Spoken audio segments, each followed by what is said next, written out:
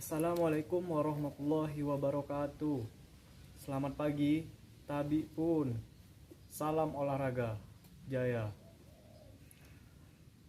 Baiklah, yang saya hormati Dr. Andes Akor Sitebu MPD selaku pembahas saya, dan Bapak Dr. Andes Surisman MPD selaku pembimbing satu saya, dan juga Bapak Johan Siswoyo MPD selaku pembimbing dua saya.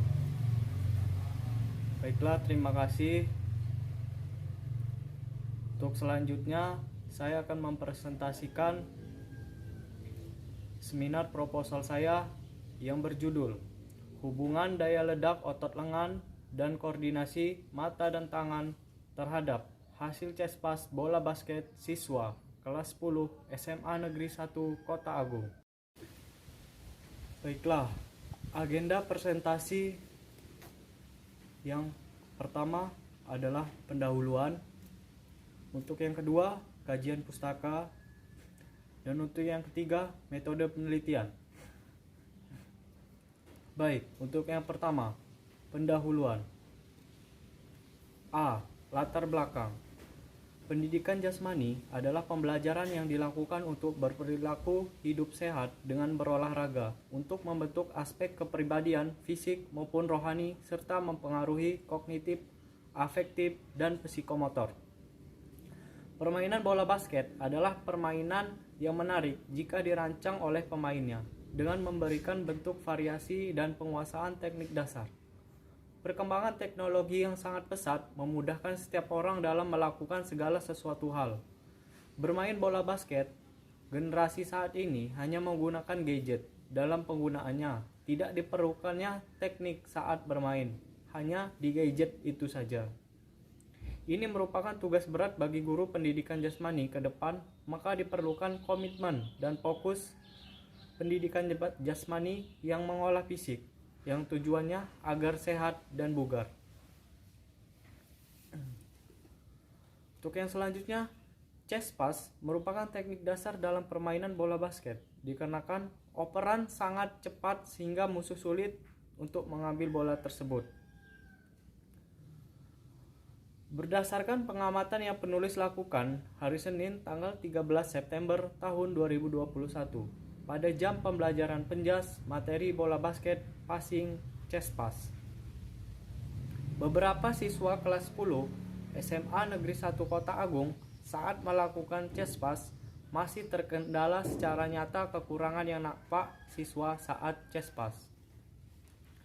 Dari penjelasan di atas, permasalahan yang diuraikan di atas, peneliti tertarik untuk mengambil besarnya hubungan yang terjadi, yaitu hubungan daya ledak otot lengan dan koordinasi mata tangan terhadap hasil chest pass bola basket siswa kelas 10 SMA Negeri 1 Kota Agung. B. Identifikasi masalah. Yang pertama, masih banyak siswa saat melakukan chest pass tidak sampai ke arah sasaran yang dituju karena kurangnya power. Yang kedua, masih banyak saat siswa melakukan chest pass sering melenceng atau miring, tidak pas saat melemparkan ke sasaran. Yang ketiga, masih banyak yang salah ketika melakukan chest pass, kaki tidak diposisikan siap untuk memegang dan melemparkan bola. Untuk yang keempat, masih banyak siswa yang salah menempatkan posisi tangan saat memegang bola kurang baik. Untuk yang selanjutnya, untuk yang kelima, masih kurang koordinasi mata dan tangan di saat melakukan chest pass. Untuk yang selanjutnya, batasan masalah. Dari beberapa masalah yang muncul, maka diperlukan adanya pembatasan masalah agar dapat dipahami dengan jelas bahwa penelitian berdasarkan identifikasi masalah membatasi, yaitu hubungan daya ledak otot lengan dan koordinasi mata tangan terhadap hasil chest pass bola basket siswa kelas 10 SMA Negeri 1 Kota Agung. C. Rumusan masalah. Yang pertama, Adakah hubungan antara daya ledak otot lengan terhadap hasil CESPAS bola basket siswa kelas 10 SMA Negeri 1 Kota Agung? Yang kedua, adakah hubungan antara koordinasi mata tangan terhadap hasil CESPAS bola basket siswa kelas 10 SMA Negeri 1 Kota Agung? Yang ketiga, adakah hubungan antara daya ledak otot lengan dan koordinasi mata tangan terhadap hasil CESPAS bola basket siswa kelas 10 SMA Negeri 1 Kota Agung? D. Tujuan penelitian. Yang pertama, untuk mengetahui seberapa besar hubungan antara daya ledak otot lengan terhadap hasil CESPAS bola basket siswa kelas 10 SMA Negeri 1 Kota Agung. Yang kedua, untuk mengetahui seberapa besar hubungan antara koordinasi mata tangan terhadap hasil CESPAS bola basket siswa kelas 10 SMA Negeri 1 Kota Agung.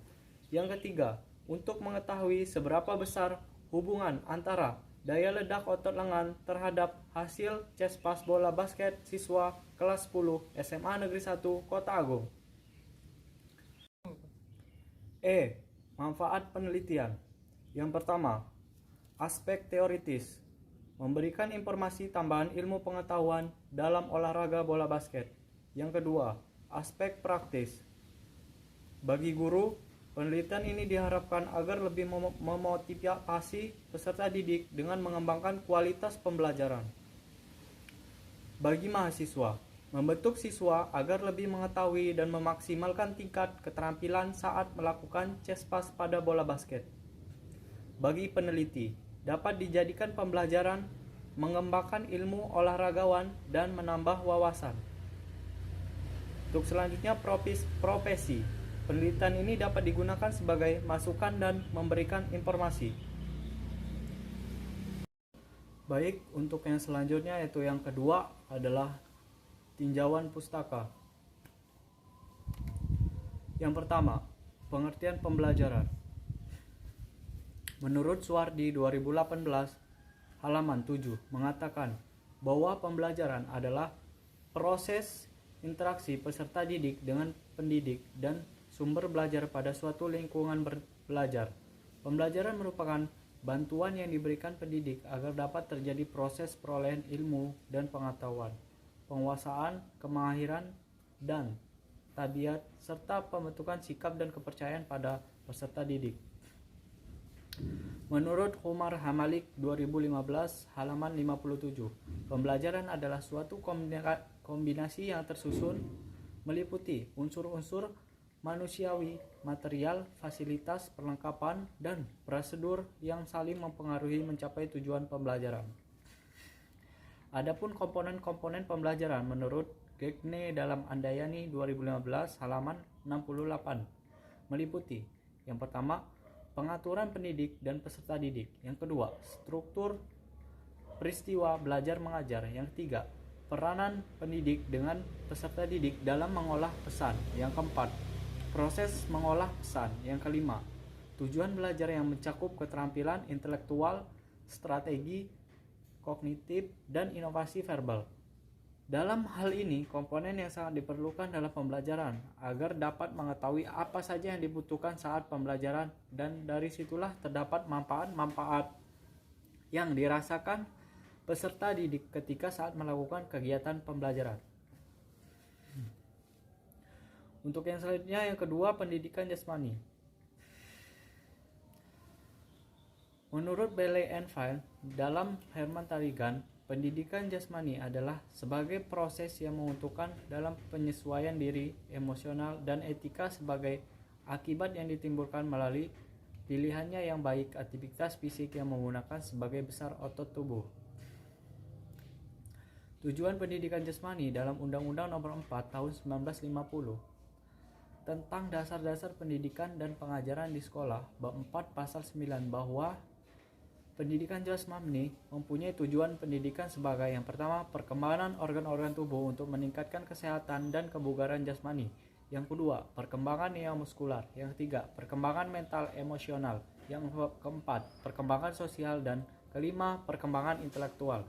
Pendidikan jasmani dan olahraga merupakan bagian dari kurikulum standar di sekolah agar dapat dijelaskan siswa dari tingkat dasar, menengah, maupun atas dalam pembelajarannya agar dapat memenuhi kriteria dan syarat agar tujuan yang diharapkan untuk peserta didik meningkat dari kesehatan dan kebersihan untuk mencapai tujuan pendidikan yang sebenarnya.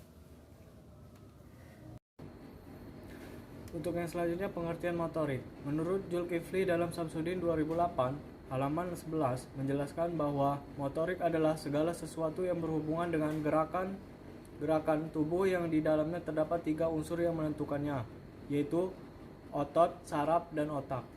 Menurut Ahmad Afandi 2019, halaman 57, motorik halus adalah kemampuan individu yang berhubungan dengan keterampilan fisik dan melibatkan otot kecil yang memerlukan koordinasi mata dan tangan.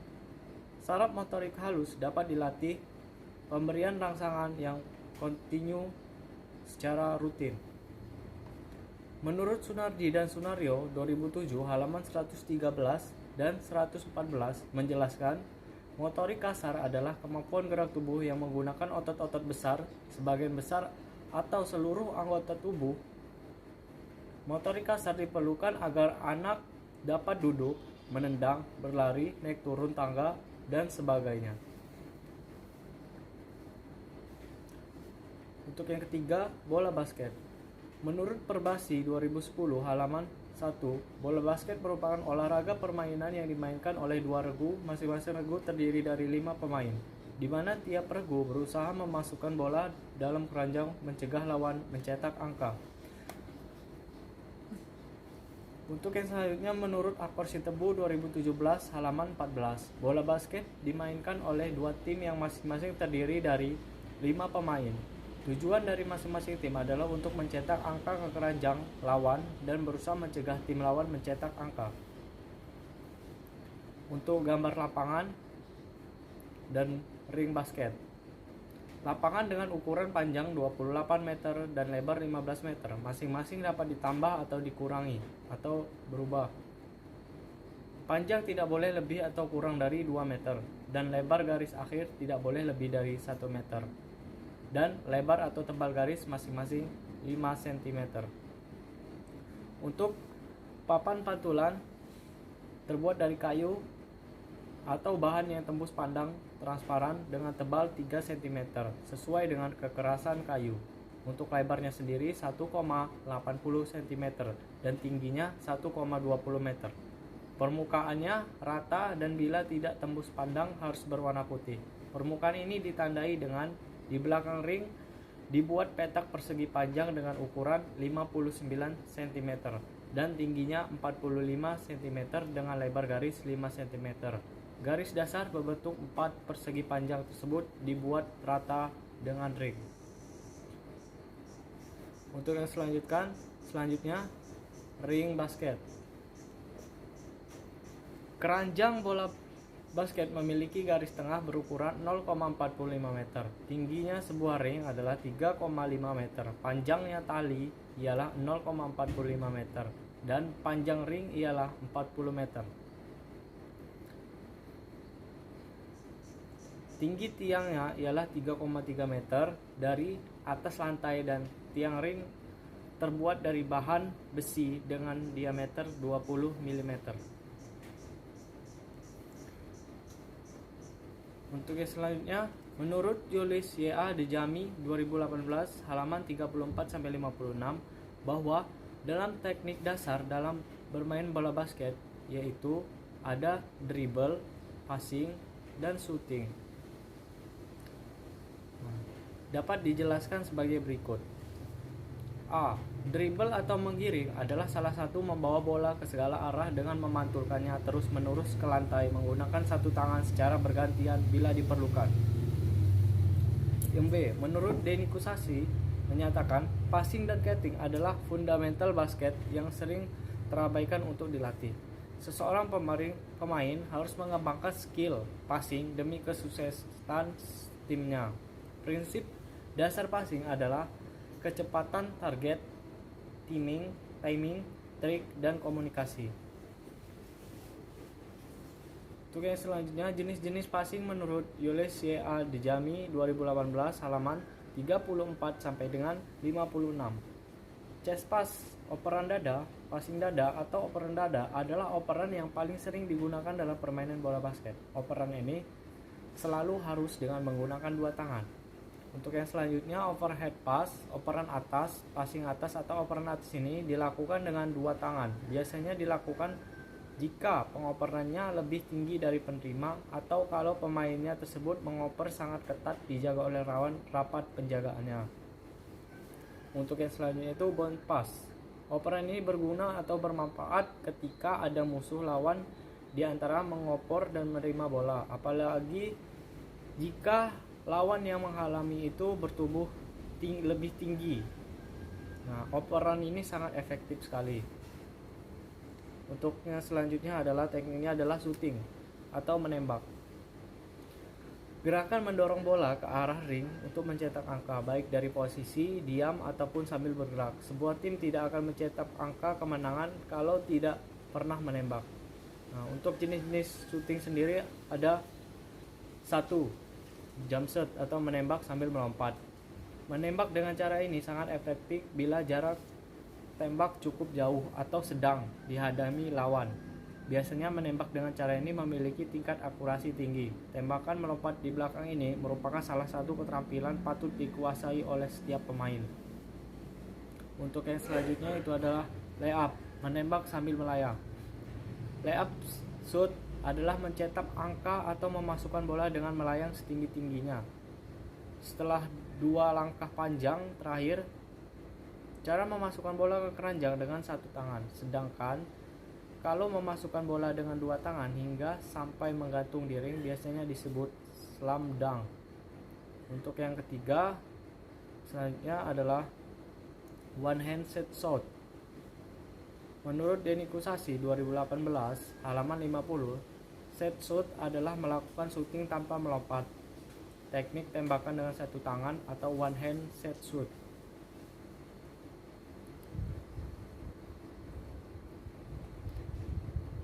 Ini merupakan teknik yang paling dasar, yaitu operan dada atau chest pass dalam bola basket.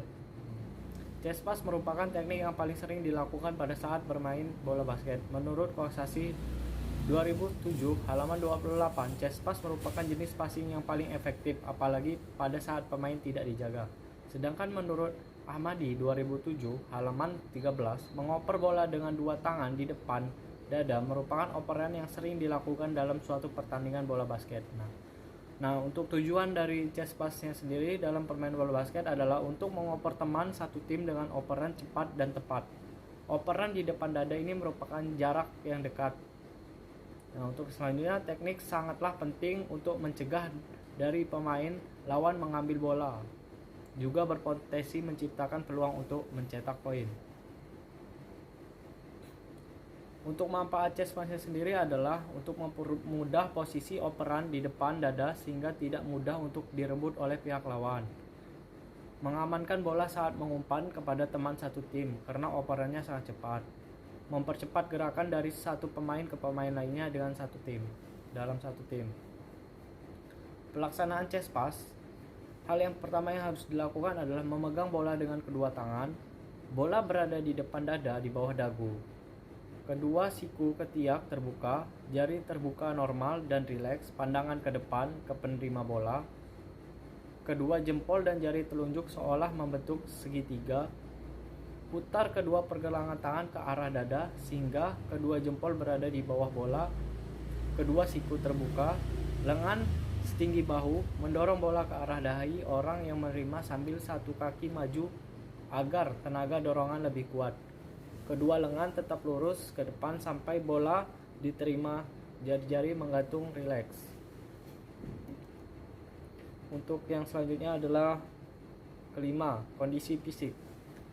Menurut Syarifuddin tahun 2011 halaman 80, pengertian kondisi fisik dalam olahraga dapat dilihat dalam arti sempit dan luas. Dalam arti sempit merupakan keadaan yang meliputi kekuatan, kecepatan, daya tahan, dan dalam arti luas kekuatan, daya tahan, kelentukan, dan koordinasi. Setiap cabang olahraga mempunyai kondisi fisik yang berbeda. Penyesuaian komponen tersebut pada cabang olahraga tergantung cabang olahraga yang diminati. Misalnya, dalam cabang olahraga basket. Hal yang perlu adalah kekuatan saat mendribble, tangan haruslah konsentrasi saat mendribble agar dapat memasukkan bola ke ring dengan tepat dan cepat. Untuk komponen-komponen kondisi fisik seperti kekuatan strike, yaitu kemampuan otot atau kelompok melakukan kontraksi secara maksimal. Selanjutnya daya tahan endurance, yaitu daya tahan jatuh dan paru-paru dalam melakukan aktivitas kegiatan sehari-hari dalam waktu yang cukup lama.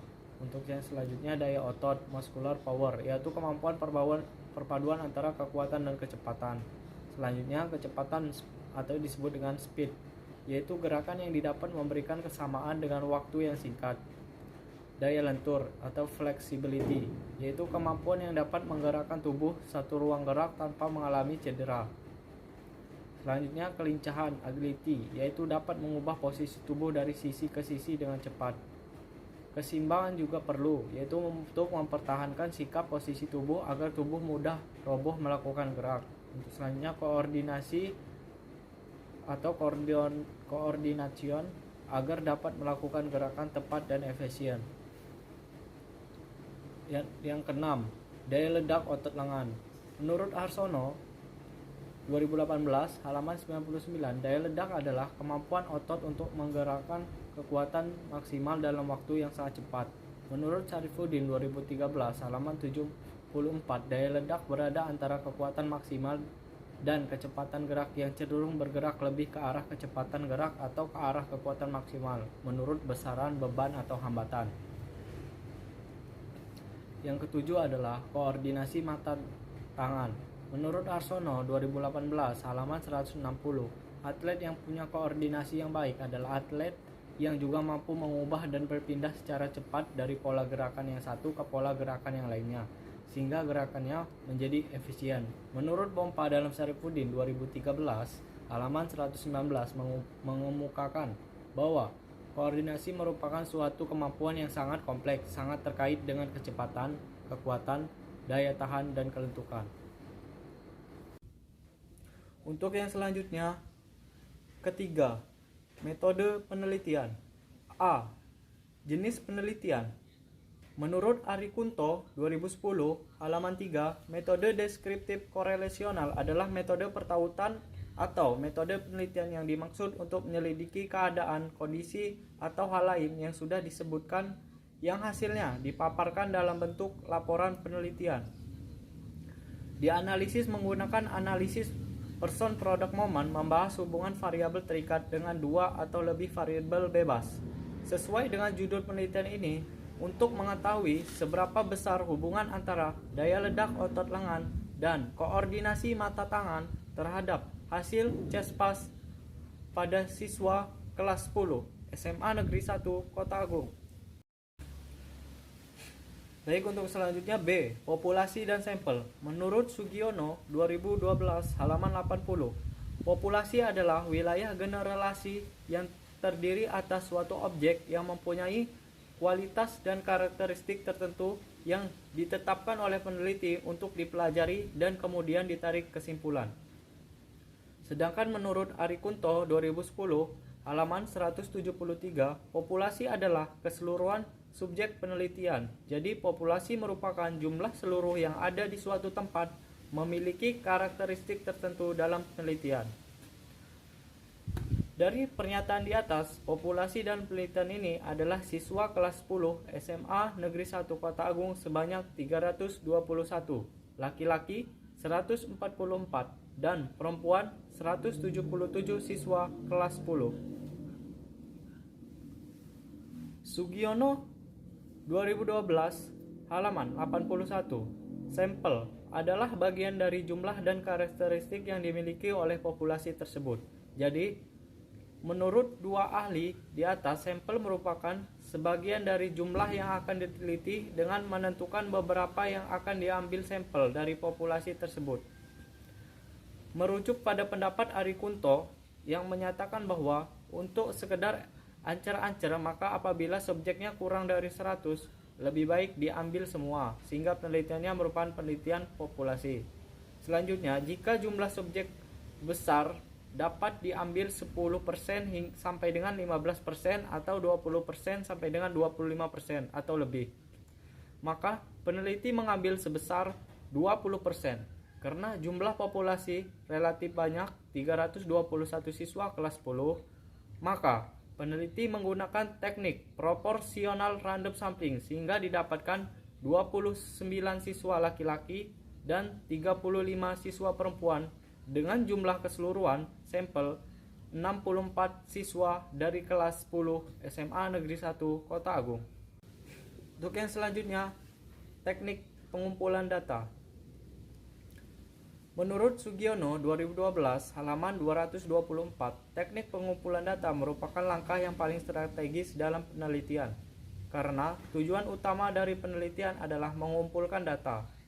Dikatakan juga Suharmi Arikunto 2010 halaman 265 bahwa untuk memperoleh data-data yang diinginkan sesuai dengan tujuan penelitian sebagai bagian dari langkah pengumpulan data merupakan langkah yang sukar karena data-data yang salah akan menyebabkan kesimpulan-kesimpulan yang ditarik akan salah pula.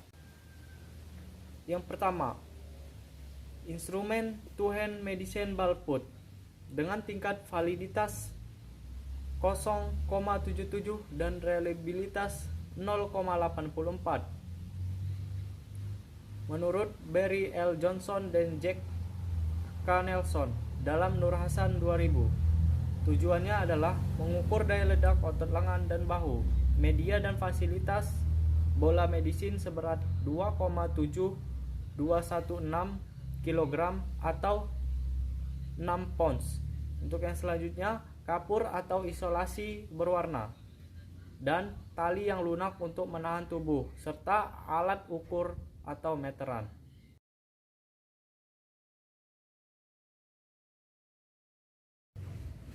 Dua, instrumen tes lempar tangkap bola tenis dengan validitas tes 0,84 dengan reliabilitas 0,62. Menurut Ismaryati 2011 halaman 54. Tujuannya adalah untuk mengukur koordinasi mata dan tangan. Media dan fasilitasnya adalah bola tenis dan tembok sasaran, lakban. Untuk sasarannya terbuat dari karton berdiameter 30 cm dengan tingginya selebar bahu testi yang akan melakukan. Untuk jarak lemparannya adalah 2,5 meter.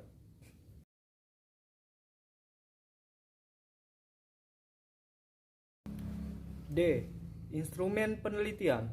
Menurut Arikunto 2010, halaman 203, instrumen penelitian adalah alat atau fasilitas yang digunakan oleh peneliti dalam mengumpulkan data agar pekerjaannya lebih mudah dan hasilnya lebih baik.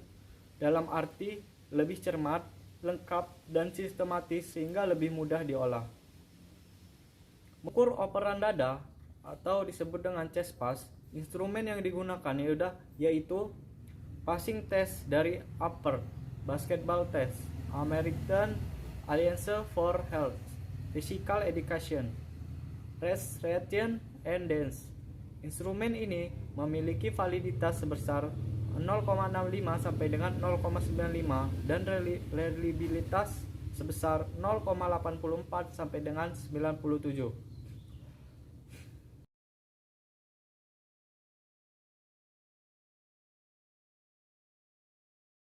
Teknik analisis data.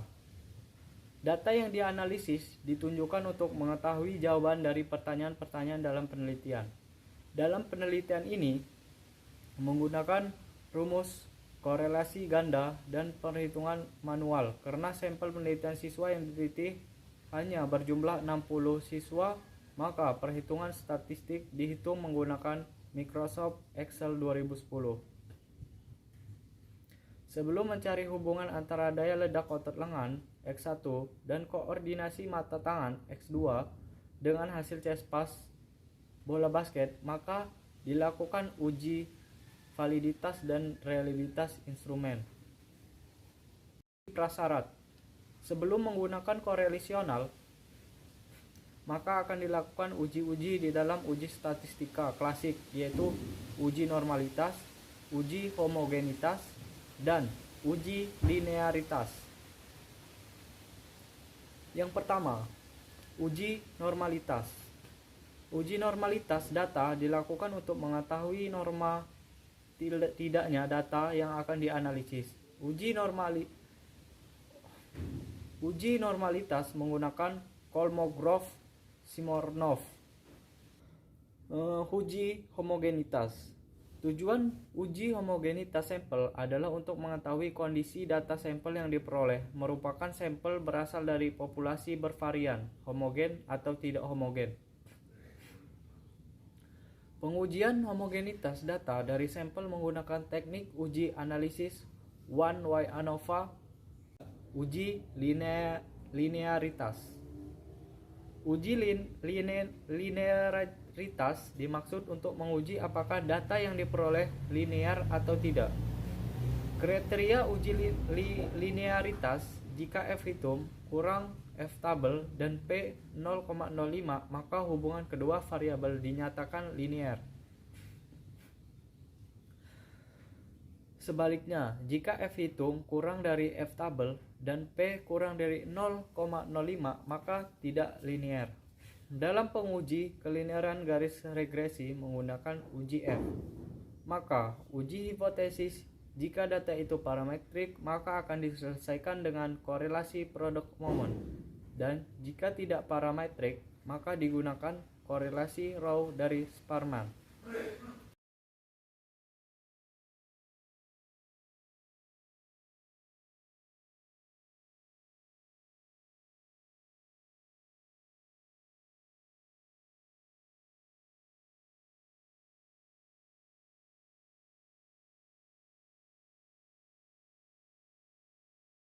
Sekian presentasi seminar proposal saya.